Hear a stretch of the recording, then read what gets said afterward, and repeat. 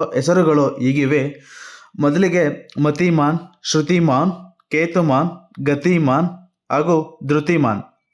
ಇವರಲ್ಲಿ ಪ್ರಭು ರಾಮರ ಪ್ರಿಯ ಭಕ್ತರಾಗಿ ಹನುಮಂತನೇ ದೊಡ್ಡವರು.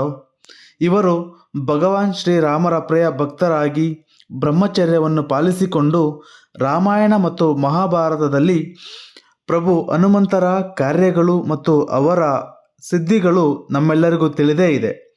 ಆದರೆ ಉಳಿದ 5 ಜನ ಹನುಮಂತನ ಸಹೋದರರು ಮದುವೆ ಮಕ್ಕಳನ್ನು ಮಾಡಿಕೊಂಡು ಜೀವನ ಸಾಗಿಸಿದರು.